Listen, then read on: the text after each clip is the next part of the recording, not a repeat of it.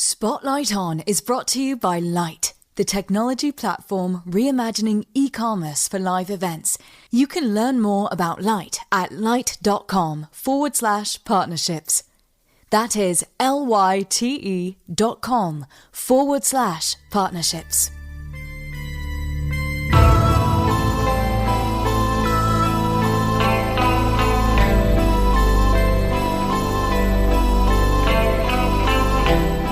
Hello and welcome to Spotlight On. I'm your host, Lawrence Purrier. This week, the spotlight shines on Angus Hayes, founder of Harvest Media. Harvest Media offers solutions for production music publishers to manage and distribute their catalogs. Production music is audio material, music beds and such, specifically created for use in video and other media content. In our current world of video all around us, Harvest operates in a fast-growing but under-discussed segment of the global music market. Angus shared a bit about his journey, Harvest's evolution, and the production music world. I hope you enjoy. So it looks like there's two Anguses dialed in here, or I don't know if that's Angus's or Angai. Well, I think it's Angai, as in fungi. Was one of my nicknames when I was a kid. Oh boy! But I survived. The bullies are never the most clever people.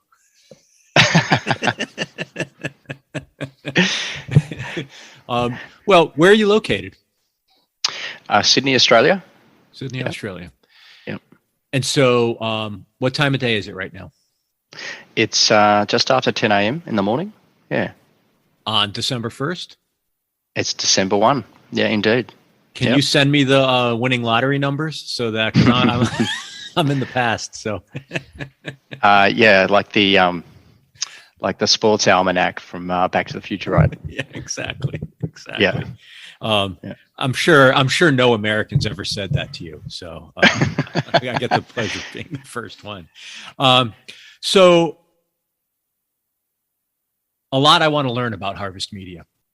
Mm-hmm. And I think the first question I would like to ask is, what was the initial problem statement that you were attacking? What were you initially setting out to do? And I ask it that way. I'll just sort of preempt myself a little bit because I'll be curious to learn whether we are at a fuller articulation right now of an earlier vision you always had, or if you started out with a really narrow problem you were seeking to solve and realized there was a bigger universe before you. Yeah, that's a really good question. That's a really good place to start as well.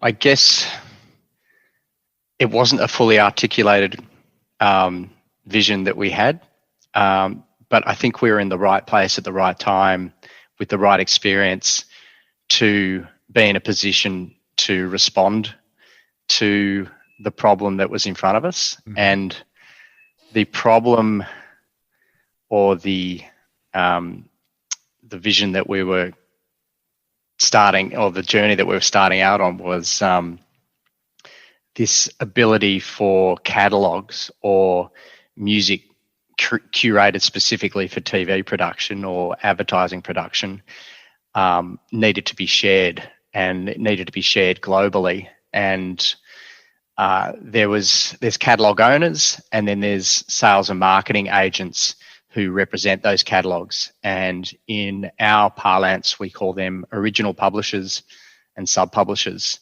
So when we first came across this, we had experience with audio and metadata management, having worked in B2C, similar services to like iTunes, and we were doing some background music services into retail and hospitality.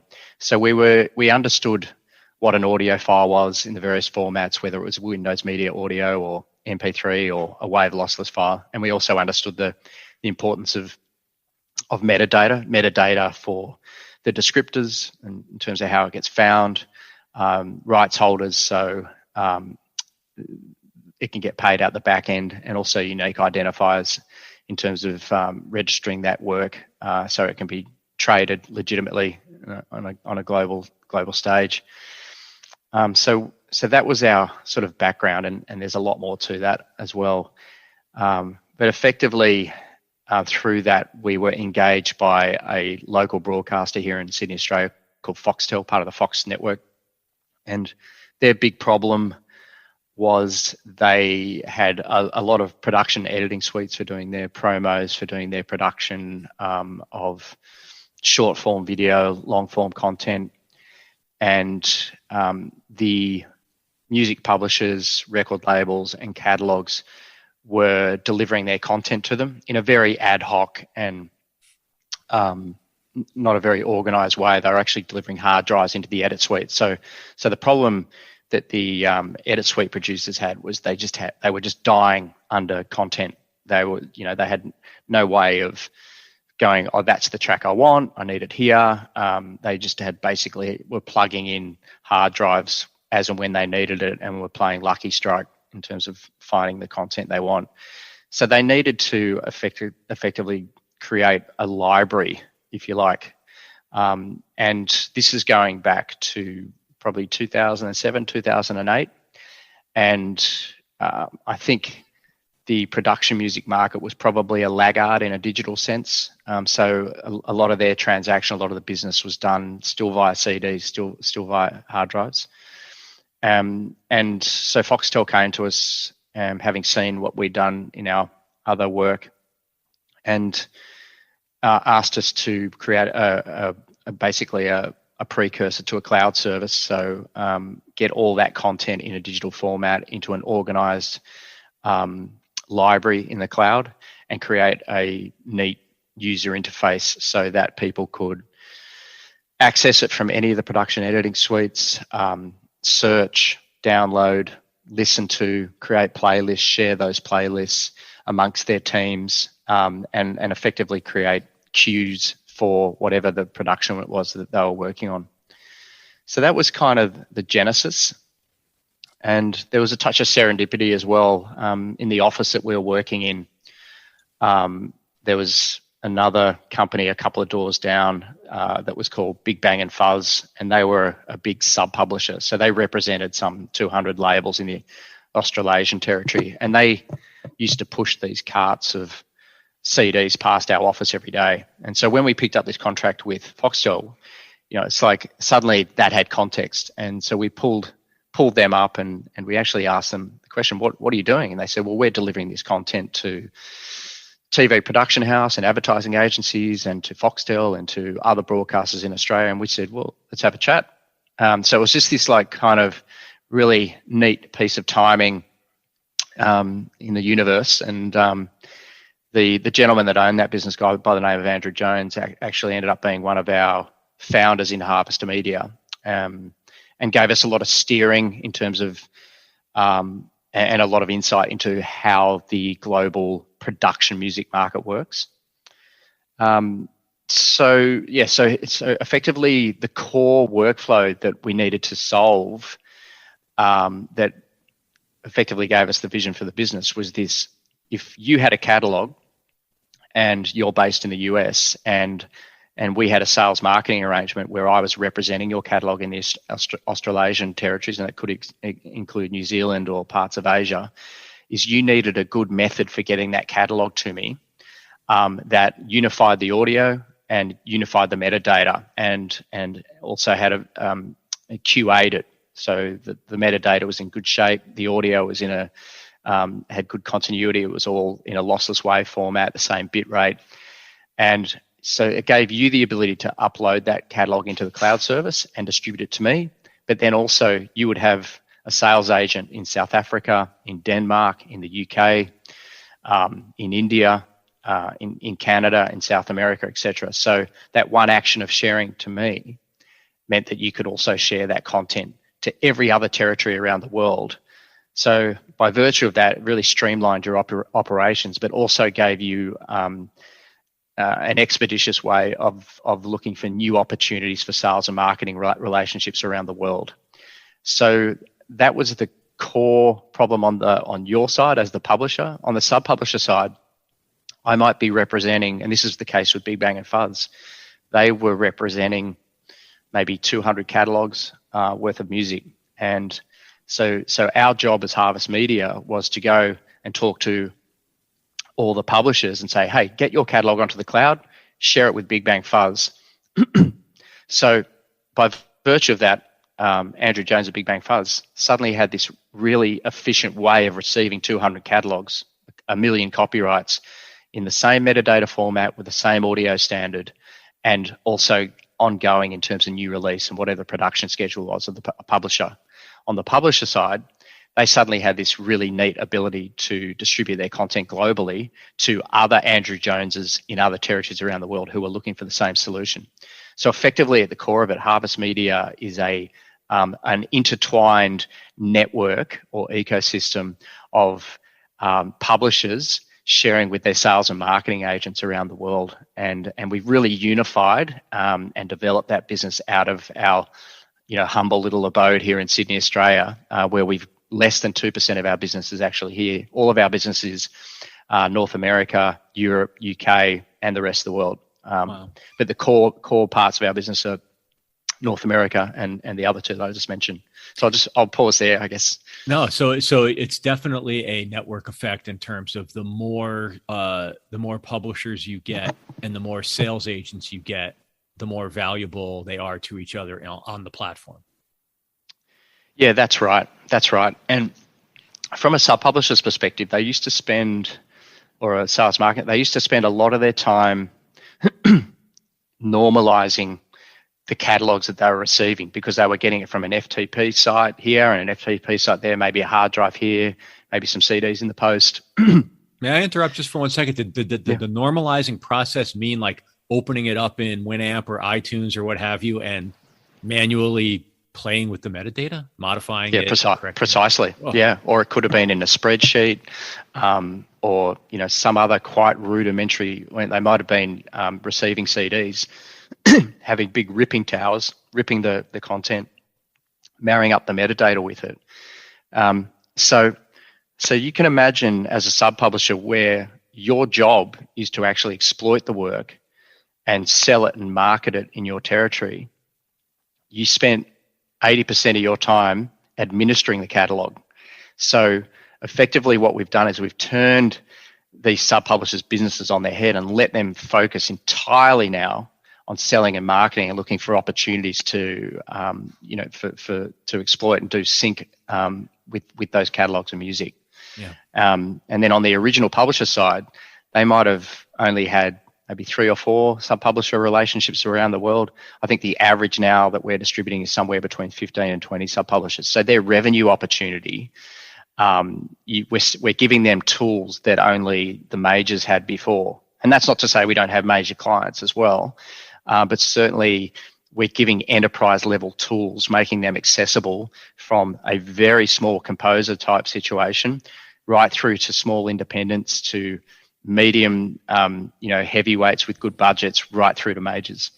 And what's the business relationship with each of those two constituents? Is the sub-publisher paying, are you a SaaS model? Like how does it work? How do you get paid? Yeah, so we're a SaaS model entirely. What we found very early on when we were sort of testing our rate card and how we might monetize the service is that our clients don't like us being in their transaction with them. So that means clipping their ticket effectively. So if they were to do a sync and we were to go on a percentage split of whatever their success is, that didn't really resonate that well. What did resonate is, hey, we're a software provider and here's our rate card. Then they could get a handle on their budgeting. Like most businesses, they like to be able to forecast their costs. And they could say, all right, well, Harvest Media is going to cost me X. As I add more tracks, I start adding. And so basically our business model is as you add tracks and as you add tiers of service, the pricing increases. Mm-hmm. Yeah. The flip side of that is the relationship between the publisher and the sub-publisher in terms of how they work. Now, they have a sync, a sub-publishing agreement between the two parties. We actually stay entirely out of that. All that contract is managed outside of Harvest Media. Oh, really? Okay. Mm-hmm. So you're not okay. So are you getting paid on both sides of the market? Is the publisher paying you as well as the sub-publisher? It's a really good question too. So, so we have so for a publisher, and I used you as example before. If you had a catalog that had 2,000 tracks in it, and you wanted to join Harvest Media, we have a freemium entry level that lets you ingest up to 2,500 works and share that with 6 sub-publishers around the world without fee. We monetize you once you go over the 2,500 tracks or over the six sub-publishers incrementally. So the more sub-publishers you add after the first 6, I think it's $20 a month for each additional one, and we have track bundles of 2,500 tracks for $40 a month. So if you had 8 sub-publishers and 3,000 tracks, the fee would be $80 per month. Mm-hmm. So basically how it works. When you share your album or your tracks with the sub-publisher, we're not duplicating the audio asset. Okay, so this is a really neat underpin of how Harvest Media works. Is the sharing is effectively saying, hey, you're just letting me look at the same audio file, but we do duplicate the metadata, and I'll come back to that later. But by virtue of not having to duplicate the audio file, we're not duplicating the cost. So we're not moving, we're not using a copy of your audio file and duplicating it into South Africa and Scandinavia and Australia, effectively ending up with 4 versions of the audio file. So it keeps it very neat and tidy. And so for a sub-publisher to receive catalogs is free until they add an API, a search service, or some other application that effectively puts a wrapper around the aggregation that we're doing for them. So we monetize so in summary, we monetize the original publisher once they go over certain limits, and then we monetize the sub-publishing side once they start adding applications to the service. Mm-hmm. So I have some questions about sort of the infrastructure or what's under the hood, in so much as you're comfortable answering them. Did you have to? So this was 2007, 2008 when you got up and running. Yeah. So did you have to build your own CDN, your own cloud infrastructure, or have you? What did you buy versus build, and did that mix change over the years? It's certainly evolved and changed enormously since we first started. So I think we started on Rackspace, and we had servers in the US. We've never really hosted within the Australian shores, not for any real technical or latency reason.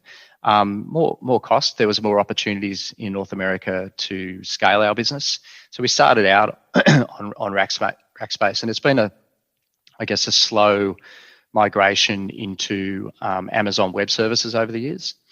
And, so those true native cloud platforms, it could be Azure, it could be Amazon, they just offer the breadth of opportunity and services that we need to scale our business. And what I mean by that is, at the core of it, database services, cache services for distributed content, points of presence globally, underpinning the service provision with search algorithms that we can build our native applications on.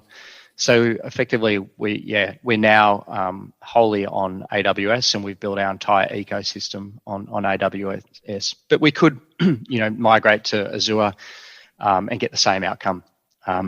Your comment about CDN, in the early stages, the content delivery network aspect of it wasn't such a big deal. It's become a big deal now, in terms of using the breadth of Amazon services. So, we've got clients that might have offices in multiple domiciles. So I use West One Music as the example, headquartered in the UK, offices in Spain, France, Germany, California, and also in New York. They have client bases in all those locations, and they use our single application to service their global client base. Excuse me one sec.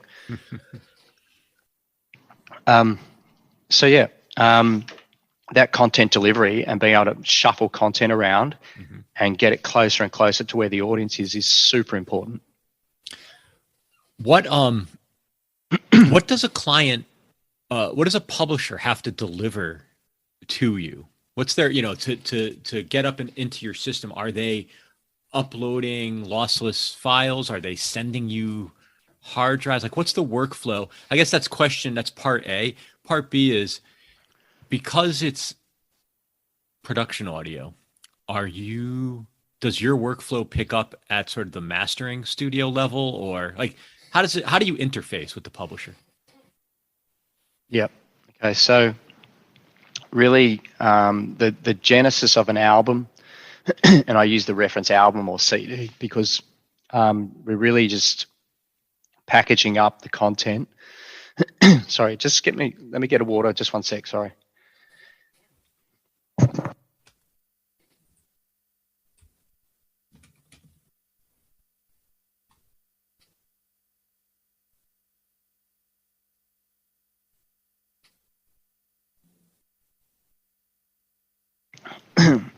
So we start with a wave audio file, and it's contained in an album structure, and the metadata goes with that. It's in an Excel spreadsheet.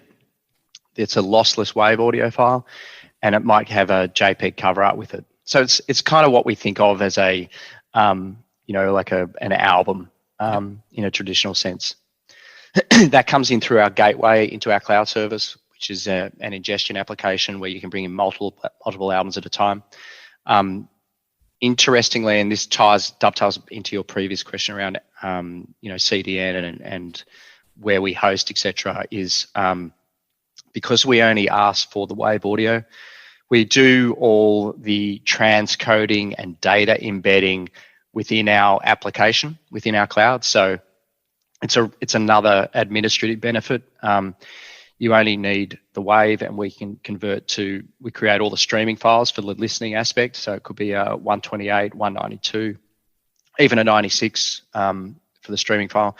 We always create a full set of 320 MP3s, and then every other format bitrate is created on the fly. So a track transcode, an album transcode, or a playlist transcode is all done on the fly.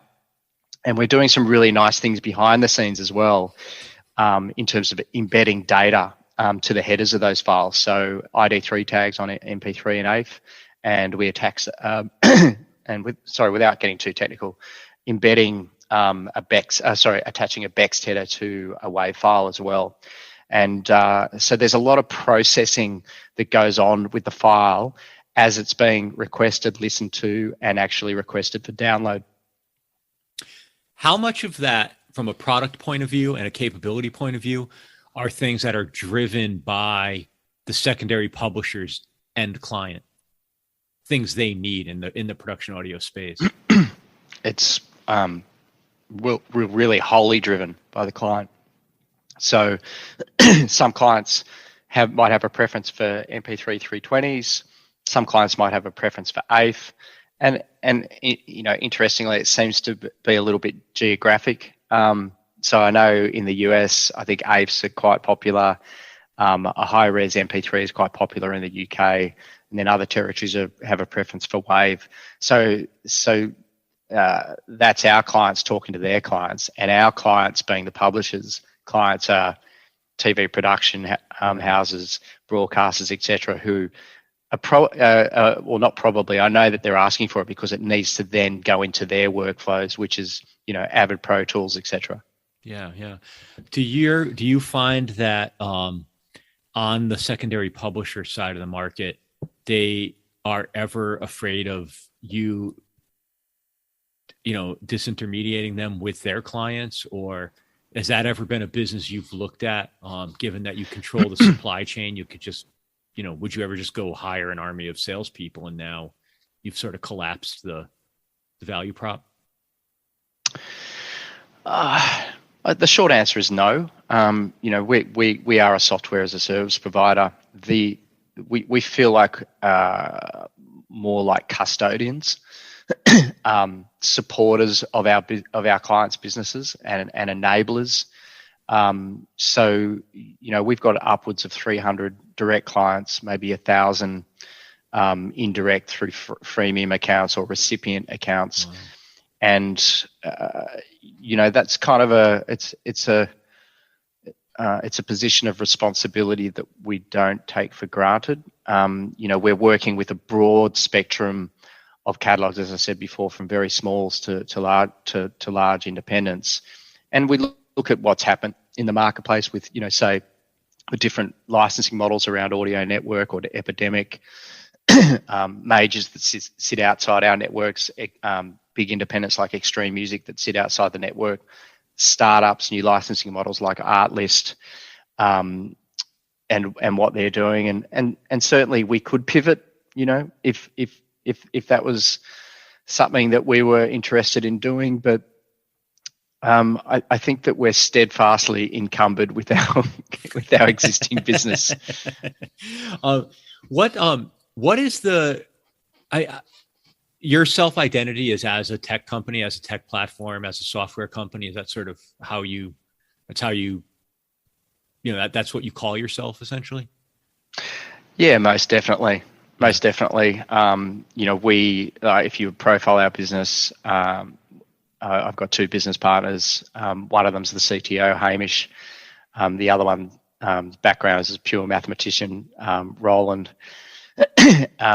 And then we've got six developers. On staff, we've got 12 developers.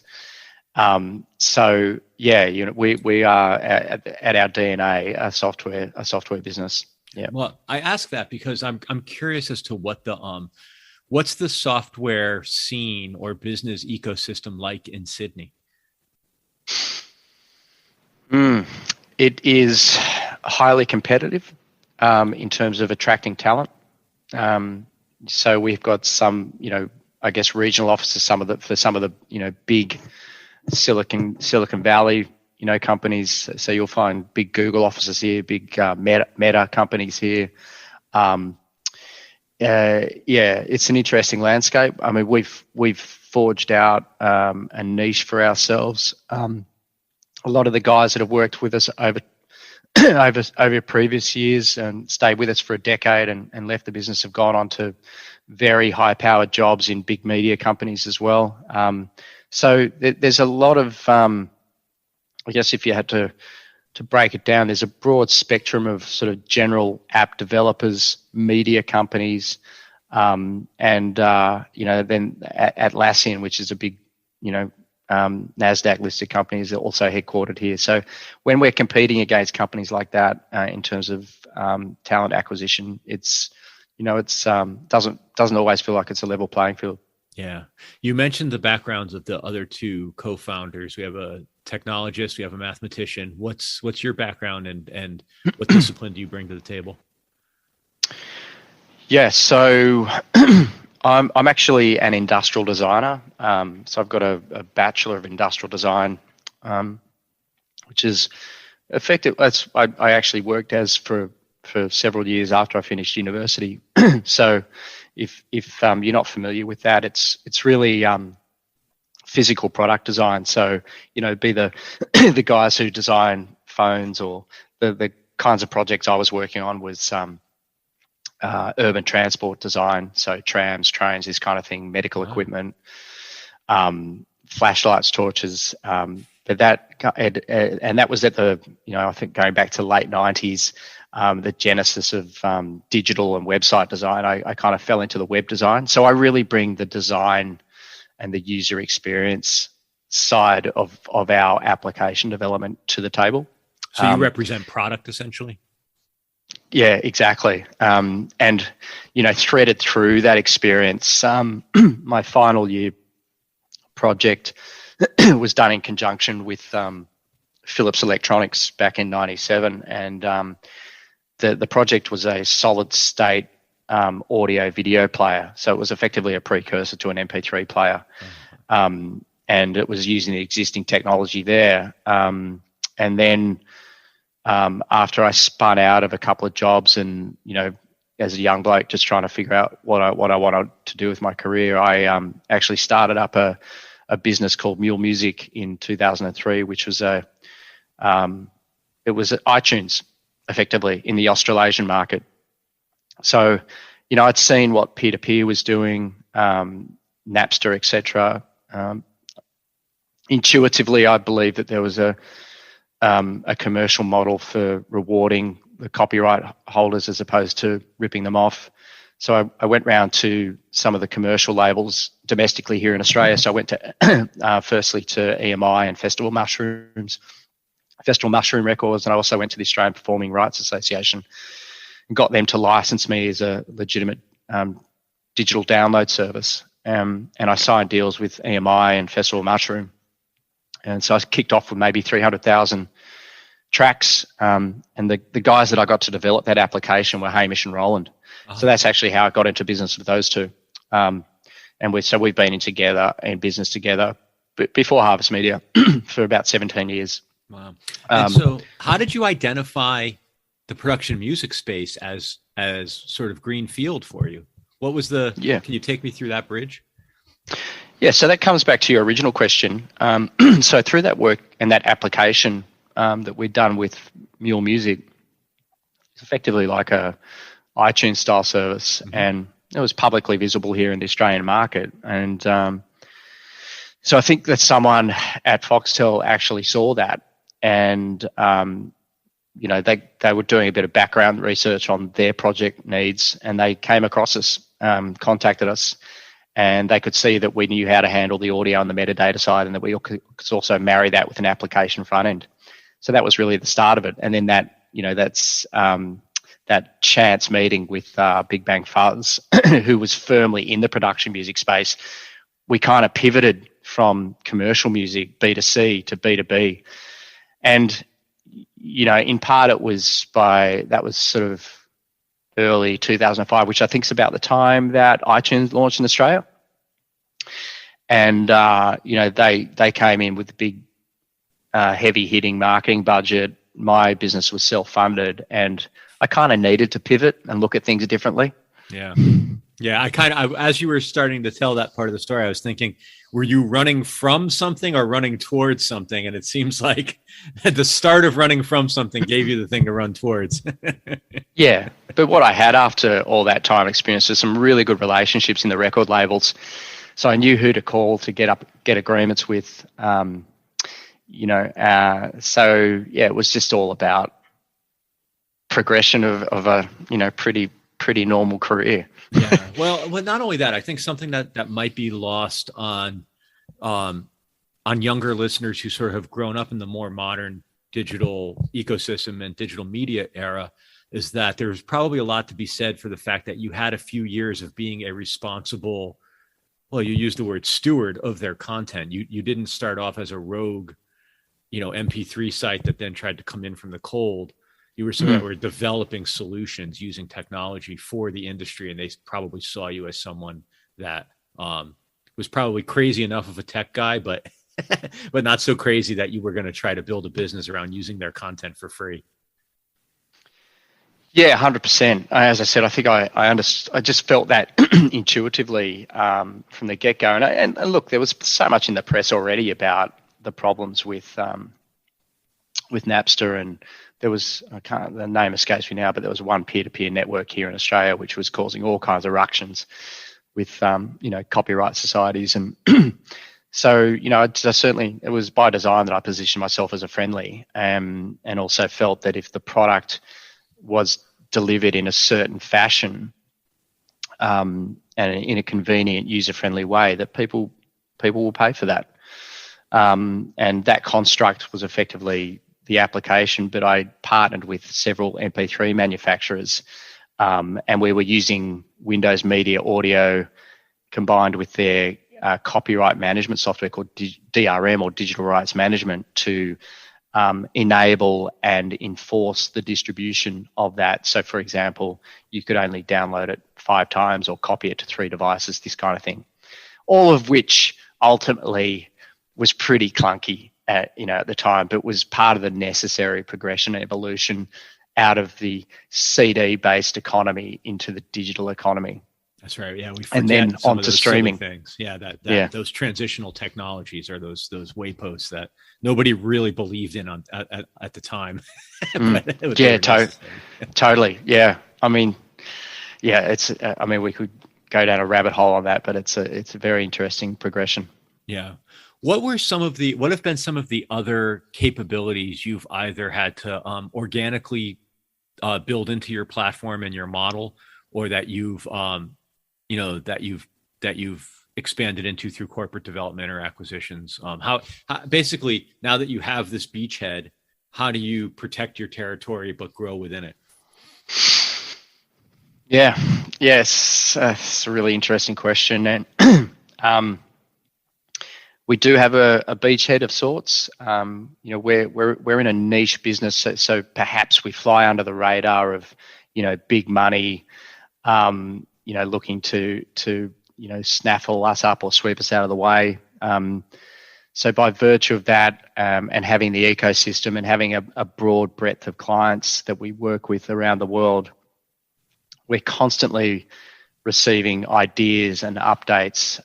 So our ability to forecast where the market's heading based on anecdotes, conversations, and also data is really important to us. And where that's leading us to at the moment is we either develop and so we of course innovation is really key. We develop a lot of new services annually and devote a portion of our revenue to R&D. So, for example, we've created a search algorithm called Evoke, which uses a seed MP3 file or a YouTube file to go and find other tracks that might sound like that track. So that's a really neat service. Concurrent to that, there's other operators in the market that do it as well, if not better than what we do. So we like to go and partner with the best technologies in the marketplace. So recently we've partnered with several companies. I'm happy to name them too. There's a German-based company called Cyanite. There's a Czech-based company called AIMS API, and a Singaporean-based company called Museo. And they really compete against each other. What they're offering is artificial intelligence. So what they might do is take an audio file and scan it, and they're offering several services once they've scanned it. One of them might be auto tagging. So they're creating metadata. So what's the instrumentation? What's the vocalization? What's the keywording? What's the genre? Wow. Of that track, and creating text-based metadata to be associated with that audio file. They're also doing find similar services like our Evoke service. So you could use a YouTube link or a Vivo link or an MP3 file, and it'll scan that, and out of your own catalog, it'll produce similar results to that original file. And that I think that's one of the in the last 10 years, we've seen several companies come and go, get well funded, not really achieve the outcome they wanted to. But I really think that these companies are starting to nail that down, and starting to make it accessible across the board in terms of cost as well. So, I'll pause there for a sec. Well, I was going to ask you, specific to some of those. Some of the AI capabilities that you say, maybe 10 years ago were coming and going, but now seem to be getting established. Is that a function of just computing cost, or has there been some innovative breakthrough that has made them more viable? Yeah, I think the emergence of AI generally has really just been in the last 5 years across many different markets and applications, and the music market's been dragged along with that, and that cross-pollination of using machine learning has made its way out of different areas of computer science and into music, and it probably wasn't evolved enough 10 years ago, generally speaking, about artificial intelligence. But in the last 5 years, it's certainly been an exponential growth in terms of the algorithms that people are creating. So that's made its way into the music market, and basically the judgment is how well does it work. So if you have an MP3 file and you drop it into the scanning service and it produces results which are, hey, a little bit ho-hum like they were 5 years ago, but now you're hearing results which are like, wow, okay, that's like, you've just curated a playlist for me of 10 or 12 tracks from a million copyrights, and it is so bang on in terms of how close it is, but not just in terms of instrumentation, but the mood, the feel. They're really quite.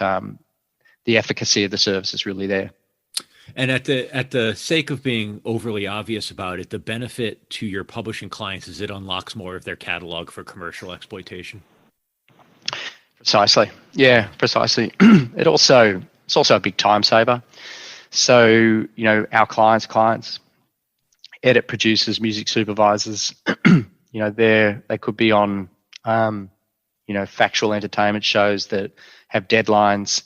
They need to produce 45 minutes of video or TV, and they need to put together a playlist really quickly. They might also have different cost requirements for licensing. So the budget might only extend so far for music. They might have a track they really like that's going to cost them too much. So they might look for a licensing alternative that sounds similar, that's at a lower price point. So there's definitely there's time efficiency, admin, and also cost benefits. And then there's this new thing as well, where we've got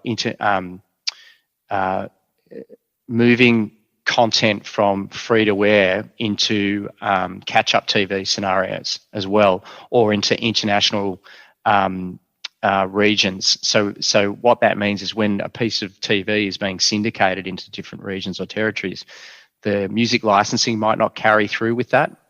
They might not have done the deal right. They might not have done the deal thinking that it was going to be played in international markets or through an OTT service like Netflix. So rather than going retroactively redoing the licensing agreement with the original publisher, they might replace the music for cultural reasons in another territory, but they want to get the same look and feel for the music for that other region or territory that the content might be distributed to. For the catch-up services, they've distributed on free-to-air, they've spent their money on the mechanical, the upfront payment, but they might want to lower their ongoing performance rates on the playback of that audio. So they might replace an entire episodes of TV, 45 minutes, with a whole different playlist of music purely for economic reasons. Wow, I had no idea the extent of that. I'd heard that in terms of the territorial licensing, and before that, even with some DVD licensing, older TV shows that couldn't use when they had a theme song or a pop song or what have you in the credits. But wow, that's really amazing. That's really amazing. Yeah, I think the example that's been in the press, certainly in the last couple of months, was the original Dawson's Creek soundtrack, which if you were, I wasn't an original watcher of the program back in the 90s, but the original deal for that was like a 5-year sync licensing deal. And so now that original, and so that nostalgia. So if you're watching that now and you're an original watcher, you know straight away that the hero track on that is a different song, and that's pure and simple because the licensing agreement didn't extend.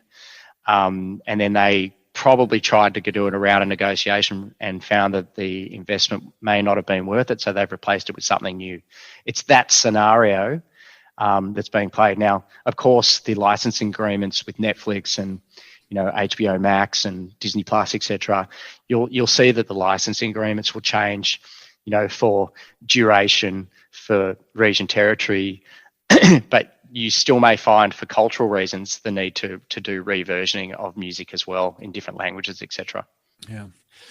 Nearing the end of our time together, there was a sort of more of a trend question I wanted to ask you about, and you sort of hinted at this earlier.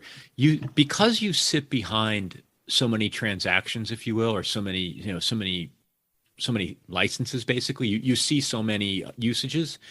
I wonder if you could talk at all about what are the trends you see, and like how do you extrapolate out? Are there more winners now because of these discovery tools, or is it like other, is there truly the long tail now, or is it there's many more hits and fewer winners? Like how do you see the landscape? Yeah, I mean, there's a lot going on. I think if you were to go back to 2 years ago to December when COVID was kicking off, and rightly or otherwise, we were concerned, our clients were concerned about the how well their businesses would hold up, and how well our business would hold up.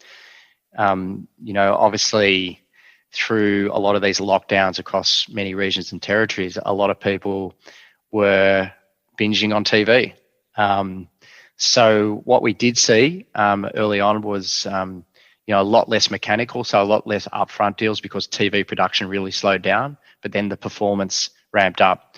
So net outcome across our network last year was that business held up really well. And then through that process of being locked down, our clients went back into creative mode. So they went back and started creating a lot of new content. And so what we're seeing now is a lot of new content flooding into the Harvest Media Network. And it's a lot of very good content as well. And so as part of that trend, you used to see a traditional production music catalog would have like a fantasy CD, a holiday CD, a crime CD. A lot of the catalogs now are artist driven. So they're putting a face to the name. I'll use the example of extreme music. You go there, or you'll see Hans Zimmer bio, you'll see Snoop Dogg's bio. So the gap between commercial music and production music is absolutely narrowing, and the quality and the production of the music that's coming out that's pre-configured for TV or video production generally is really, really high quality piece of content. And what we're seeing in terms of trends recently, so we've done an integration with a lot of UGC platforms now. And recently, in the last 3 months, we've delivered 500,000 copyrights into a TikTok integration. So, what our clients are doing is they're looking at where video is being created and where it needs music, and that might be long form, so feature films, right through to 15-second UGC stuff.